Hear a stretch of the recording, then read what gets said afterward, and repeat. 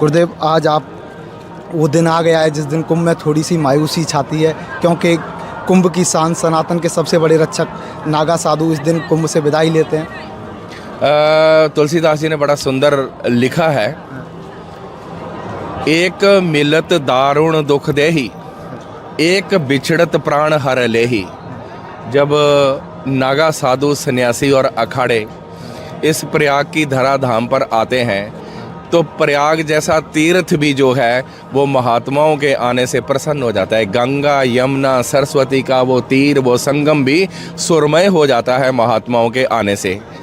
जब पूर्ण कुंभ के बाद मकर संक्रांति, मौनी अमावस और बसंत पंचमी का स्नान भव्य और दिव्य से एकता के रूप में यहाँ पर नाना अखाड़े, नाना संप्रदाय, नाना प्रकार की पूजा पद्धति, हर अखाड़े का इष्ट, हर प्रांत से आए हुए साधु, हर प्रांत की अलग भाषा, लेकिन यहाँ धार्मिक सद्भावना और समभाव का आपको जीवंत उदाहरण मिलता है कि इतनी भाषाओं के बीच में हम सब एक हैं, इतनी पूजा पद्धति अलग होने के बाद भी हम सब एक हैं। पूरे विश्व में विश्व बंधुत्व का, वसुदेव कुटुंबकम का संदेश देने वाले महात्मा अपने तीनों पर्व स्नान कर चुके हैं। बसंत पंचमी का स्नान दिव्य और भव्य तरीके से हुआ है।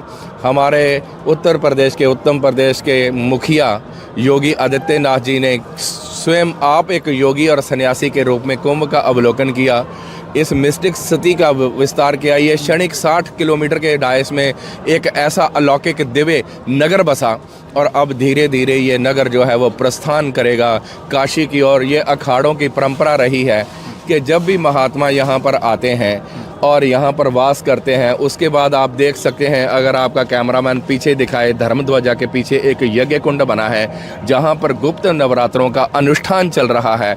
वो अनुष्ठान जैसे ही पूर्ण होगा, यहाँ का नया पंच चुना जाएगा। यहाँ के पंच में 8 महंत, 10 उप महंत, बाकी हमारे सेक्रेटरी जो हैं उनका चुनाव होगा। जैसे ही चुनाव होगा, यहाँ कड़ी पकौड़ी होगी।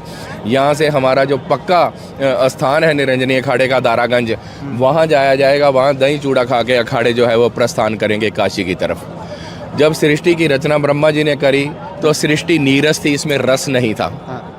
तो बसंत पंचमी के दिन ब्रह्मा जी के कहने पर और भगवान विष्णु के आह्वान पर भगवान महादेव ने उस आद्य शक्ति का आह्वान किया।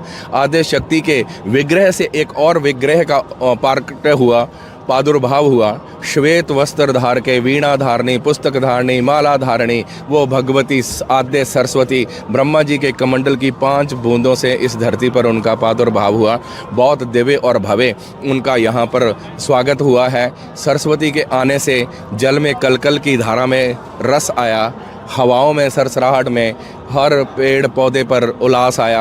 आप देखिए नई फसल आ रही है, उस पर नई कोपलें आ रही हैं, सर्दी विदा हो रही है और सर्दी और गर्मी का समावेश लेके मीठा मौसम यहाँ पे आ रहा है।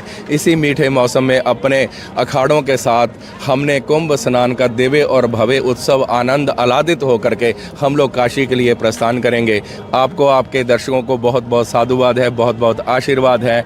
आप प्रयाग के प्रभाव को समझें। वैसे तो तुलसीदास जी कहते हैं, कह ना सकूँ कोई प्रयाग के प्रभाव को शब्दों में नहीं बांध सकते। यहाँ पर मकर राशि में सूर्य और चंद्र का प्रवेश, वृष राशि में गुरु का प्रवेश, अनेकों जन्मों के पुण्य जब उदय होते हैं, भाग्यो उदयन बहु जन्म समर्जतेन सत्संगम चलबते पुरुषो यदावय अज्ञान हेतु कृतमोह मदांतकारा नाशम अविदा ही तदोदयते विवेका। यहाँ विवेक की उत्पत्ति होती है, साधु संतों का संगम होता है, उनसे सत्संग होता है, उनके दर्शनों का लाभ मिलता है और फिर सब लोग अपने अपने घर को प्रस्थान कर जाते हैं। तो यही कहूँगा कि बहुत जन्मों के जब पुण्य उदय हुए तब कहीं जाकर के प्रयाग की धरती पर आना संभव हुआ। एक डुबकी लगाने में हमें कार्तिक के 1000 स्नान, माघ के 100 स्नान, वैसाख के नर्मदा के कोटि स्नान का फल एक डुबकी में मिलता है, अगर हम भाव से तीर्थ का ध्यान करते हुए स्नान करें। इन्हीं शब्दों के साथ हर हर महादेव।